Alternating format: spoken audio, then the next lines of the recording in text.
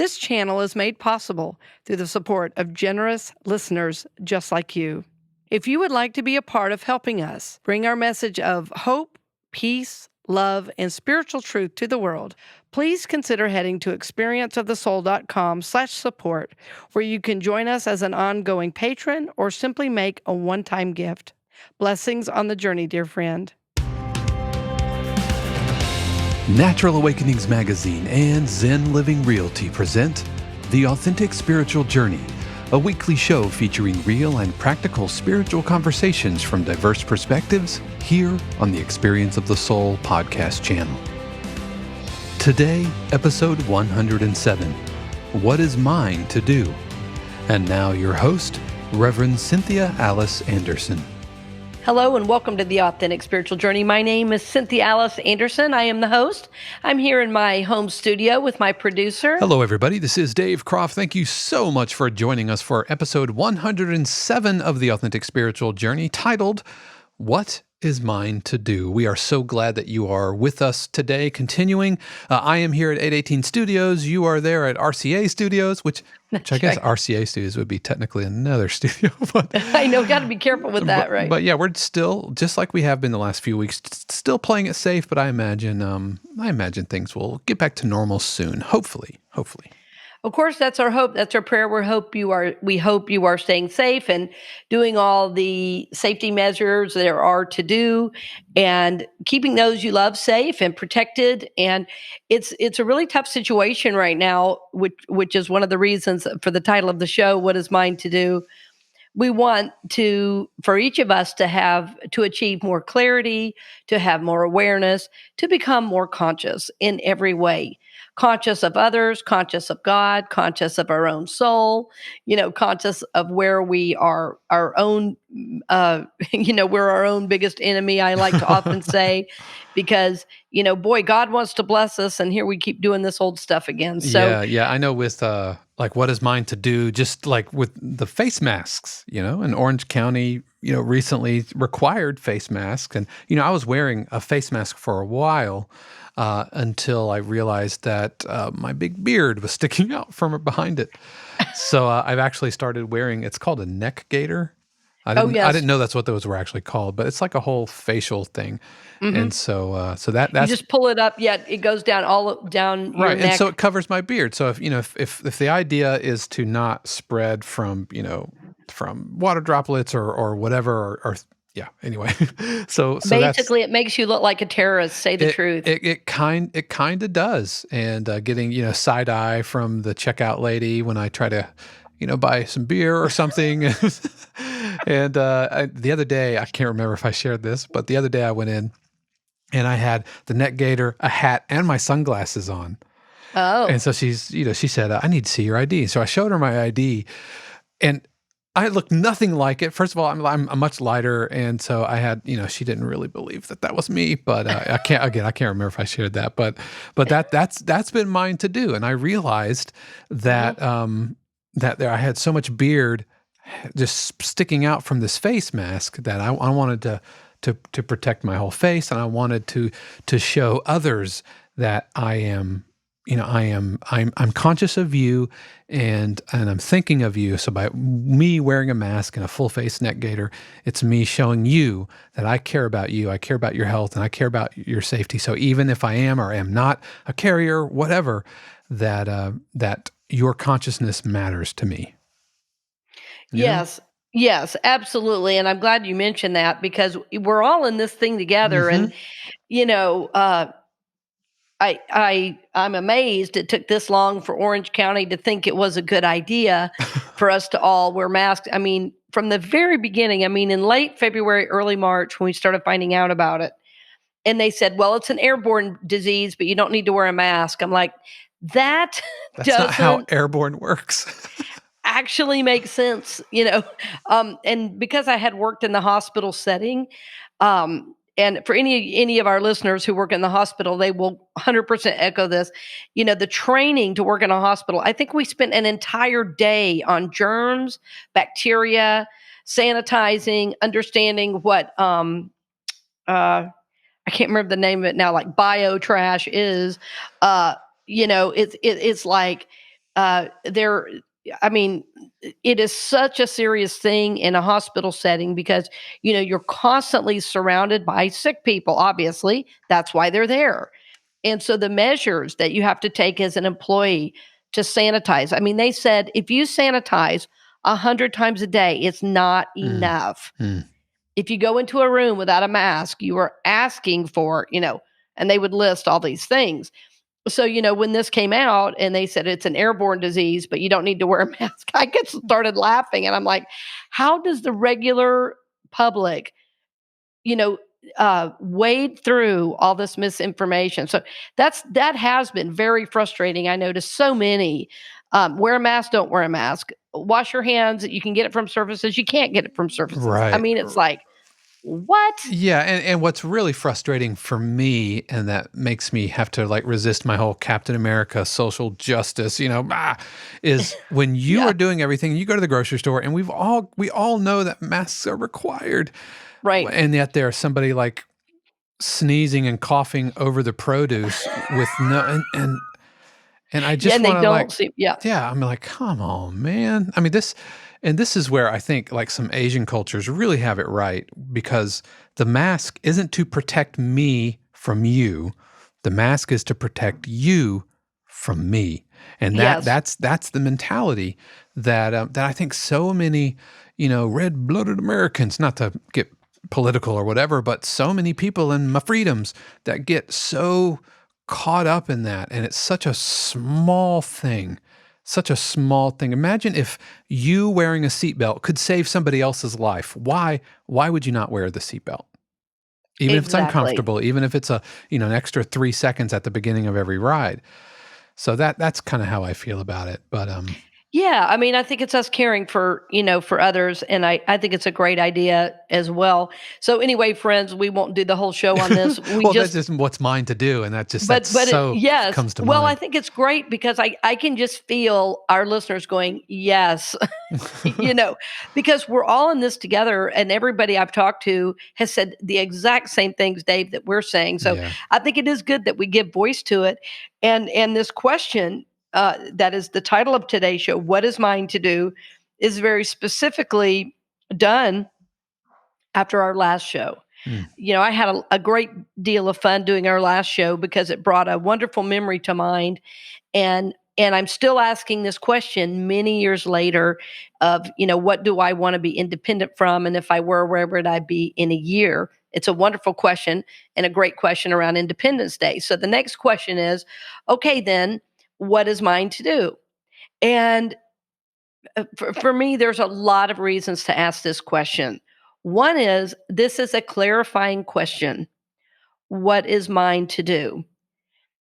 We're not thinking everybody else knows what we should do. We're not abdicating our responsibility. We're saying, as a matter of fact, I'm taking responsibility for my life and saying, what is mine to do? What is my next step? What is my, next awareness? What is mine to do? And Dave, what I love about this question is that what's mine to do is going to be different than what it's yours to do when we're talking about the spiritual journey, right. right? Like my next step is going to be probably different than yours, but still, this is a valid question for both of us. What is mine to do? Yeah. Yeah. So if you were with us last week and you worked that question, I want to be able to provide you with some support around that question, which is if we've asked ourselves, what do we want to be independent from? And then where would we be in a year? That means you now have some vision, some goal in mind for the direction you're moving. Well, what I know about any time you're shifting in consciousness and releasing anything that you say you want to be independent from, more than likely is a major thing. Nobody's going to say, well, I want to be independent from, crazy drivers, even though we do all want to be independent from that. This is a real personal question, and it's very specific to all of us as we ask it. So once we get clear what we want to be independent from, and once we get clear about where we want to be in a year, then we have to make steps. So because it's deeper than, like I say, just some everyday thing, it's going to really require some time. It's going to require some journaling, some thought process. It might even require a coaching session or a counseling session or 5. It might mean, making significant life changes to see this goal come forward. A question I've become accustomed to asking myself is, what is mine to do? What is mine to do? And it is a hugely clarifying question. I'm repeating that on purpose. What is mine to do is a hugely clarifying question. Some things we think are ours to do, and we get in the middle of it, and it isn't. And we go, you know what? This is not mine to do. This is not mine to do. And what's so amazing about being able to answer this question with a lot of clarity is that it gives you energy for what it is you are supposed to be doing, right? So if there's things you're not doing or things you're doing that you need to not be doing, it's a great clarifying question. And the energy that you were expending on other things, you can now move towards this goal or this vision, that you have in mind. What is mine to do? What is mine to do? Realizing we always have the answer to this question. You know the answer to the question, what is mine to do? You always know.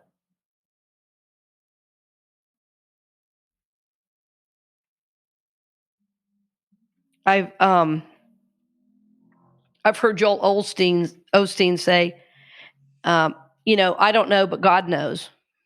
Well, where is God? Remember what we said last show? God is in Mhm. me. So we can't say anymore, I don't know. Well, the personality of you doesn't know, but the soul of you knows. Your highest self knows. Even saying your highest self is spirit still helps it be, or not helps it, makes it sound separate. Your highest self knows exactly what is yours to do, when, and how to do it. The soul of you, the highest self of you, knows what is yours to do, when, and how to do it. The personality always questions, because the personality, the other name we like to use for that is the ego self, always pretends not to know, because it's rooted in third dimension. It's rooted in what it can see. It's rooted in fear. I don't know what to do. I don't know what to do. I don't know what to do. That's what the personality says. It's like the chicken little consciousness, Mm. right? I don't know. I don't know. I don't know. I don't know. And the soul of you is like eagle consciousness. It's like soars way above and sees very far. I know what's mine to do. Now, I will say, even when your highest self knows what's yours to do, you can't always predict the result, right? But you know what's yours to do. Some of us really have the gift of vision, meaning that we can kind of prophesy far out. Others of us have different gifts. Like some of us are more feelers, like we can feel into something that's ours to do. Some of us are knowers, like, oh, I just know it's mine to do. But however we get there, we all have this capacity to know what is ours to do. We all have the capacity to know what is ours to do. And it's wonderful to practice this in really small ways. And ultimately, what I'm speaking of is following your internal guidance. Um, or as a friend of mine calls it, your internal GPS. Your internal GPS. Turn here, turn there. Go here, don't go here. There's a roadblock. Right? So knowing what yours to do is going to require you to get still and tap in with that highest self of you, so that you can receive some clarity about next steps. But you do already know. And usually even your personality already knows. But because it's living in the fear, it hasn't broken out yet. So the question I asked last week continues to inform, as you go forward. Anytime you're moving out of an old consciousness into a new one, you're going to have, 100 different opportunities to really mean it. This is always part of moving into a new consciousness. And as I said, if it's one of the larger life issues, that's normal because the larger life issues got there over many years' time usually. So undoing those, kind of unraveling old thoughts and old ways of being, really take a long time sometimes. And we've said last week, well, we want to be somewhere in a year. Well, that means you just speeded everything up. So you're going to have to start choosing what is yours to do and what is not yours to do. If you haven't yet gotten to a goal from last week or a vision for what's next for you, that's your step this week, is to begin writing those things down. You probably have the time. You're probably still at home more than you're out. And Netflix will be there in a week or a month. You don't have to worry about missing a show now. You never have to worry. You can binge it all in a day, a whole series. Right? So take the time to know what is mine to do. What is mine to do? Get that vision, get that goal in mind, and then begin working with it in the internal level, in the inner aspects of the mind and soul.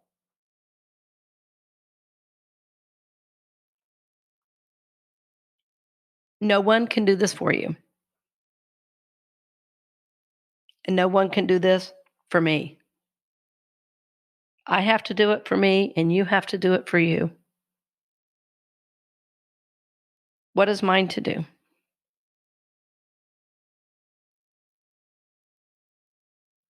I have a friend, her name's Jill Rogers, and she had this wonderful way of dealing with questions.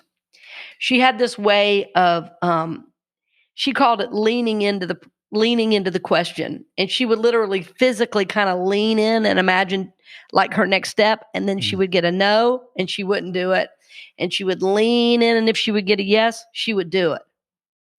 So if you haven't begun this process, and I'm sure all of our listeners in some way have worked with the idea of really hearing this internal guidance and then taking steps. But if you're new to it, try this leaning in idea. I think it was really helpful to me when she said it. Even though I was working with issues in other ways, it was like, yeah, I'm going to lean in. What, wait, man, how would it feel if I did this? No. And I would say no. And then I would lean in again, this other direction. Yes. It's like as I lean in, I'm imagining what my decision is and how would I feel. So the decisions I'm talking about, asking the question, what is mine to do, can be on the smallest scale or the largest scale. If you're not used to making decisions from your deeper guidance, then I would encourage you to start very small, from literally, where should I go to the grocery store? Start there. And then, in the larger areas, what is mine to do? Well, it starts impacting relationship, it starts impacting career, right? So you want to be very clear. You want to be very thoughtful. You want to be mindful. You want to be certainly, yes, ready to take action, but you want to really bring all of the information in before you make a decision. Our guest that we're having on, I'm sorry, we just had her on a few weeks ago, Dr. Donna Bevan Lee. She always says, don't make a decision with your gut, use your mind. And which sounds like the opposite of what I say, but no, it isn't. She means you have to think about all the ramifications of a decision, right? So she's saying God gave you a mind for a reason, use it. So we want to, yes, have the facts be a part of the bigger picture. And then we still have to ask our soul, what is mine to do? And the soul, even to me, rises higher than the mind, but includes the mind. Mm. instead of just trying to think through something. It includes the mind and then directs us. I've counseled people over the years. They say, "Well, I just thought leaving my job was what was mine to do," and I said, "Well, have you thought about health insurance? Have you thought about, any of those things?" "Well, no." I said, "Well, you know, you have a family. I'm not saying that means you don't leave your job. It may mean you do, but you do need to think about those aspects, and are you prepared for if you have no health insurance?" All right. I mean, that's an aspect of a decision. And I've been working with this idea in really small ways. I want to talk more about it, in our next half, but I want you to be thinking at the break. What is mine to do? And see how you're applying this question to your life. We'll be back right after this. We'll return to the program in just a few moments, but first, we wanted to give a special word of thanks to our podcast partner, Natural Awakenings Magazine of Central Florida, Greater Orlando. Each month, Natural Awakenings magazines across the country take a practical look at the latest natural approaches to nutrition, fitness, creative expression, personal growth, and sustainable living. Natural Awakenings magazine is a free publication and is available in selected stores, health and education centers, healing centers, public libraries, and wherever free publications are located. You could learn more, including advertising opportunities for your business, by calling 407-628-0705. We'd also like to extend our special thanks to Zen Living Realty. Zen Living Realty's mission is to mindfully serve, connect, and positively impact their customers, partners, and community through their Zen approach to real estate. Their vision is to be the most trusted real estate brokerage in the Central Florida area. You can reach Zen Living Realty at zenlivingrealty.com or call 407-800-2717. And now we return you to this week's episode of The Authentic Spiritual Journey with your host, Reverend Cynthia Alice Anderson. Welcome back. We're glad you're with us. I hope we're causing you to think in these last couple shows. I enjoy talking about these things immensely. And I was telling Dave that I really enjoy recording podcasts, and I wish I could put out a show every day. That's just not happening right now, but I love it, and I love all of my other work. And it's funny that we're asking this question, what is mine to do? You all know that nearly every show, I think actually every show, unless there's a guest, is what I've either learned, am currently working on, or am helping others with. I know if it's up for me, it's up in the collective. I know that from experience, and also Dave and I, talk often, and we're often working on the same exact things. Mm-hmm. I think they're just part of being human. These questions we're asking. Yeah. And the one, what is mine to do? Dave, I was thinking at the break, I didn't even mention this to you, but I know as a musician, this is a question you have to ask yourself a lot, because it's easy to be pulled in like a million different directions. You're a gigging musician, you play the drum set, you also play, other instruments. I remember when you played guitar at Christmas, that was really awesome. And you also play the ukulele, you compose, you teach, you're a producer. And you're not just like a hacker at those things, you're excellent at those things. And so you must have to ask yourself this question often. What is mine to do? Yeah, I remember when it came time to stop my drumming podcast. Yes. That was like, is this mine to do any longer? And I had done drummer talk for 11 years.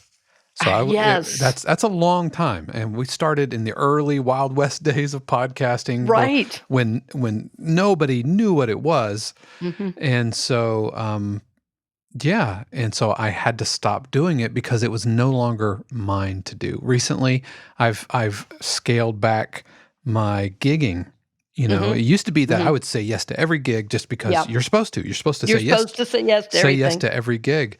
But, in the middle of a theater show, I'm sitting there and I'm kind of looking at my watch. It's like, okay, when I get home, I got to do this, this, this.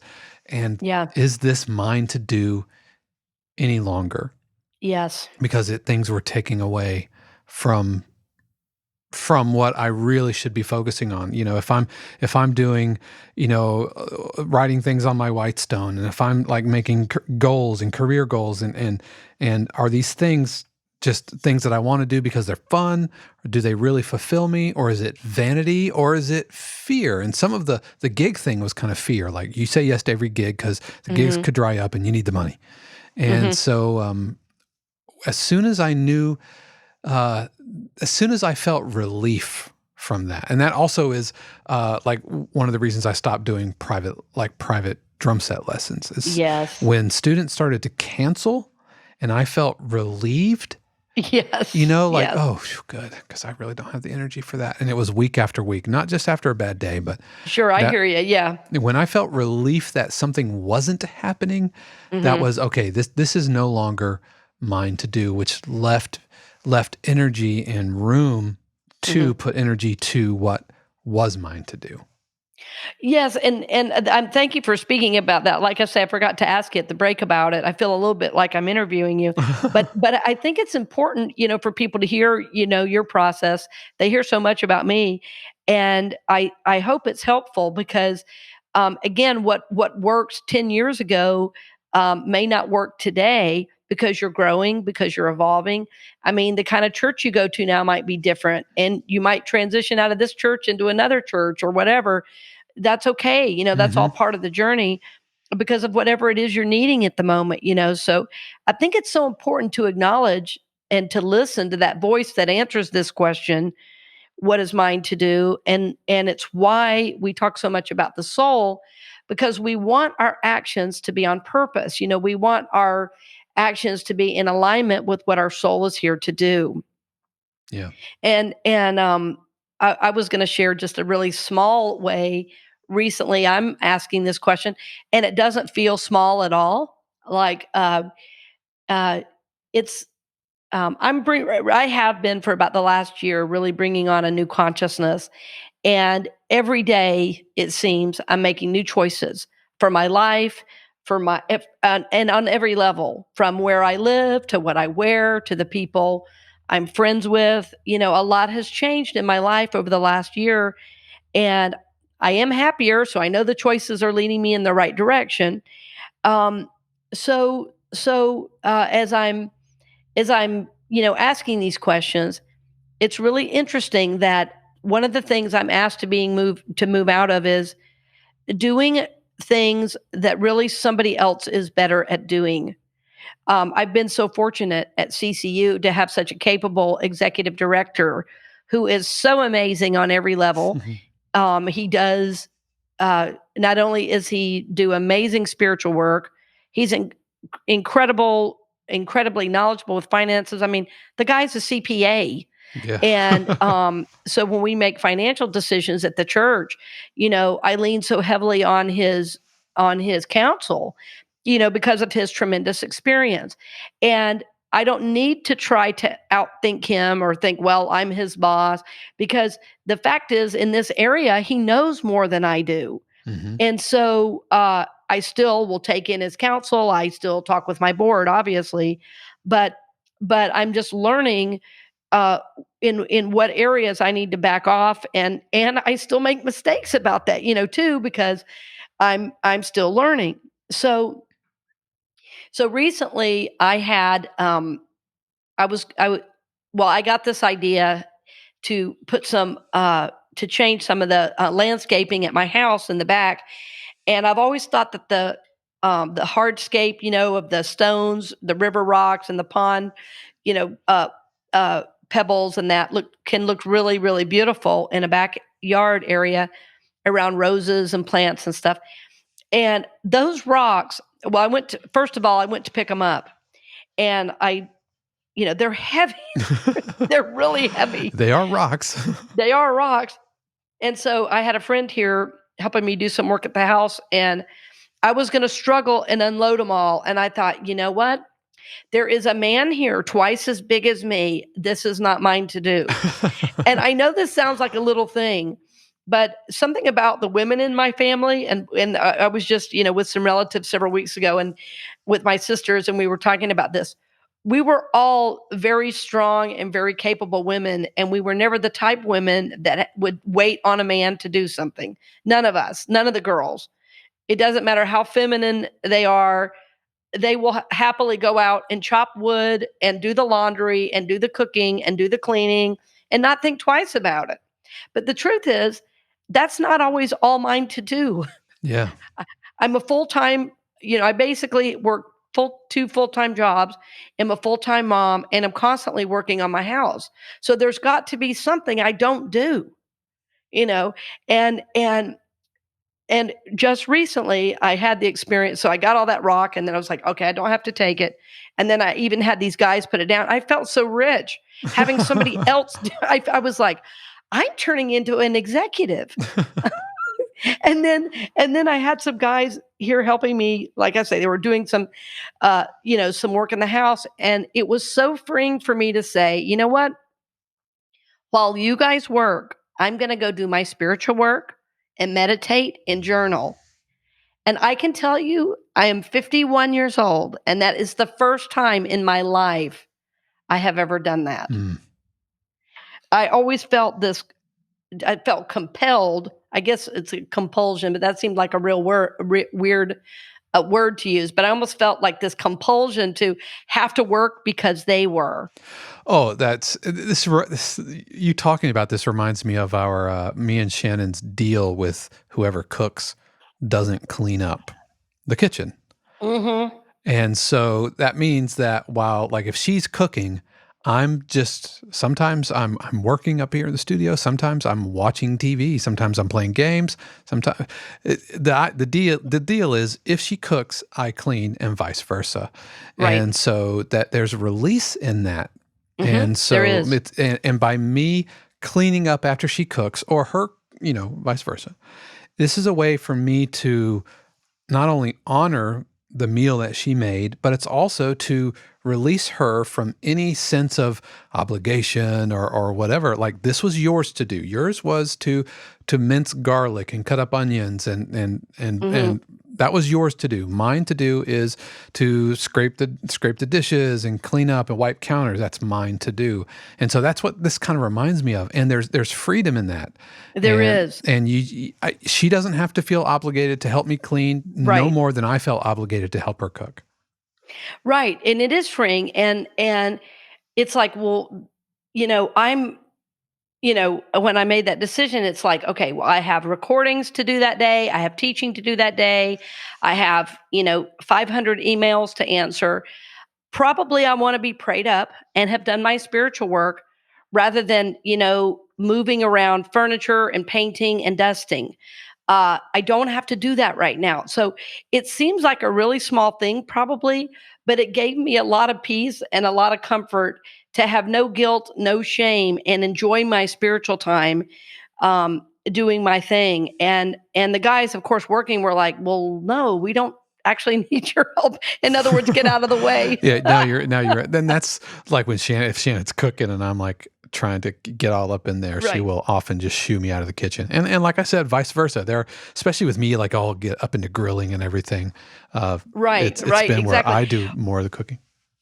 Right, right, right, exactly, which is really cool. Well, and I wanted to talk about these small ways because I think sometimes as we talk about these spiritual teachings, I've heard people say to me, "Well, I don't know if I'm as good a person as you want me to be or something." And I go, "I want you to be you. I don't want you to be, I don't know what that means." I say, the spiritual life is everyday choices. And I keep coming back to this and have for the last several months in my work with individuals that it's not like there's spiritual life and then there's life. My life is my spiritual life and my work. I mean, it is for all of us. And so all the choices we make, all the conversations, all the emails, all the communications, all of this is life, and all of it is our spiritual work. So, we want to be as mindful as possible. So all the seemingly small decisions are a part of the grander, the larger life decisions. And I think the little decisions prepare us for the larger ones. So Right. I want to really encourage all of us to be mindful and I'm encouraging myself, obviously, to be mindful as we ask this question, to know as we can get clear as we go in for that internal guidance and then take action. It gives us more courage. It gives us more strength when we have to make the larger decisions. A decision I had to make recently was about my mom, was about traveling on a Sunday morning. I never miss a Sunday. If I'm not at our church, I'm usually at another church. But when I got a call on a Saturday that my mom had broken her hip and was going to the hospital for potentially emergency surgery, I had to ask the question, what is mine to do? Mm. And I remember in talking with a sibling, I said, I know there's nothing I can do. I'll call you later.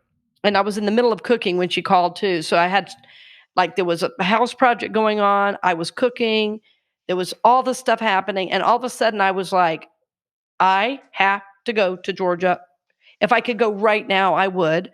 But it was 3:00 on a Saturday. And I thought, okay, if I drive now, I'll get there so late. I will be exhausted. That's not good. So I had to ask the question, okay, am I to go? Yes. Okay, if I am to go, am I to drive? Spirit said, no, you're too tired. Mm. Buy a plane ticket. It doesn't matter how much it is, buy the plane ticket. So every small question around that, I was saying, okay, what is mine to do? And I would get the guidance and I would do it. And I would get the guidance and I would do it. And I called, again, my executive director and said, hey, I have to leave, very last minute. Can you do the message? Yes. Okay. I know this is mine to do. And that led to larger decisions, in helping with my mom's care. But every decision was an important one because if I would have not listened and I would have driven, I would have not been in a good place to make good decisions. I would have been overtired. Yeah. So all these smaller decisions really impact the larger life choices. And I think we often minimize what we view as small or big. And to God, to the divine, nothing is big and nothing is small. It's all life. It's all the journey. It's all the journey. Yeah. Yeah, I'm sure that I know when going back to the cooking and cleaning thing, I know that I really enjoy her cooking so much Mm-hmm. that I feel like I'm getting the good end of the deal, right? Right. Right? And she Because probably does too, right? she Because nobody absolutely loves to does. clean up, right? She abhors cleaning up. And so for me, to just sit back and I'll totally have, the spaghetti or like enchiladas or whatever she makes. But the fact that she can just kind of walk away and leave a devastated kitchen, knowing that I will happily and not begrudgingly, but happily clean it up because I Right. feel like I got the better end of the bargain. Right. I think that's awesome. I think that is awesome, Dave. Yeah. So asking yourself what is mine to do can be a very freeing question. Mm-hmm. Because it again brings you into consciousness, it brings you into awareness, and it for me kind of puts things in relief. It's like, oh, I can see, and well, let me finish that sentence. Oh, I can see what's mine to do. One of the things that's a challenge for me and can be a challenge for people I work with is I sometimes move at lightning pace, I've and I never, I've never forget that. noticed, I've never noticed that. And sometimes people need more information for context. Often they need more information for context. And, in the way I think, it's like, oh, yeah, this is what we're doing. Oh, you don't know why? Oh, well, why not? It's obvious. It's in my brain. Why don't you It's know in this? my brain. Why don't you know what it is? Um, so, this is a learning.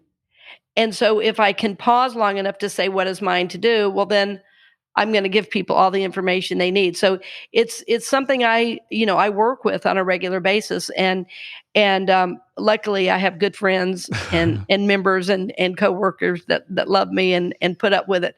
And in my own life, I'm just learning each day to just ask that question, and it takes out some of the unnecessary stress and brings in and makes room for a little more joy and peace in the decisions I am making. So, this is why we're doing the show today, friends.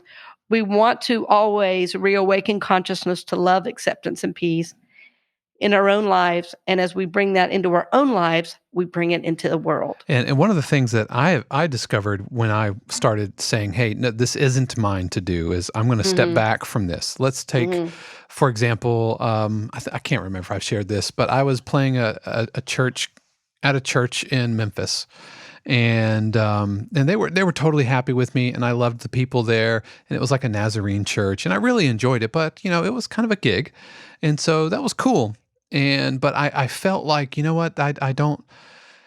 I really just, this isn't mine to do anymore.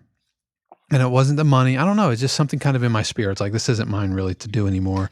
And Right. so by me stepping back and saying, this isn't mine to do, they had a drummer who actually was a member of the church There step you into go. that role, and they completely flourished. And so I have to imagine, by me saying, okay, I'm not going to be teaching anymore because I want to make space for another, probably a younger teacher on the front end of their career, who can step in and teach 9-year-olds how to play drums, and they're gonna, and that student deserves a teacher with a passion for Yes, teaching, not exactly right. somebody who's just kind of going through the motions and collecting the $40 at the end of the hour. Right, And so right. I believe that by stepping out of something that's not yours to do, you are enabling and equipping someone else to do what they need to do. Well, and then yes, and stepping into even more what is Mhm. yours to do, and I think that's why the question is so simple and yet so freeing. Right. I think if everybody in the workplace asked themselves every day, "What is mine to do?" Oh man, we would be so efficient in our work and so focused, on next steps, that we wouldn't be wasting so much time in the workplace. We would be really focused on what was ours to do. And I think what it brings forward for us again is more like energy. Right. I'm sure, Dave, since you left that church, you've had so many other new opportunities that Absolutely. Yeah. you would have never had you stayed there, because you can only be so many things to so many people, and in so many work situations. Right. So that's the piece that to me makes it all worth it, because you do have peace that you are doing what you're supposed to be doing, and then God can use your gifts even more, and then that makes you more fulfilled. So this is why we ask the question, what is mine to do? And I love that you're with us, friends, on the journey. I love that you're always asking, uh, uh, you're always seeking rather to evolve on the spiritual journey. You're seeking to do what's right, to live from the level of the soul. So we honor you in that. And I certainly hope this show has supported you in that effort today, answering the question, what is mine to do? Remembering to look inward, to have that vision and goal of where you're headed. And then this question becoming more and more clarifying and refining your next steps, and bringing more opportunity into your life that you want. And this, of course, brings peace and fulfillment. And this is our goal. So we love you. We bless you. We thank you for joining us as always. And we will see you very soon. Blessings on the journey, dear friend. We hope you've enjoyed this episode of The Authentic Spiritual Journey, presented by Natural Awakenings Magazine and Zen Living Realty. The Experience of the Soul podcast channel is also made possible through the continued support of our angel patrons, Dove Borland, Peter Gibson, Paul Caswell, Arlene Meyer, Kathy and Terry, Marcia Mott, Nora Miles, Diana Cox, Leslie Williams, Susanna Garcia, Shayla Mount, Dorothy Moore, Aggie Payton, Taryn Tucker, and Anna Evans. The Authentic Spiritual Journey is copyright 2020 Cynthia Alice Anderson, all rights reserved. Our theme music is composed by Dave Croft and used with permission from RR Hot Publishing. The Experience of the Soul podcast channel is a production of 818 Studios.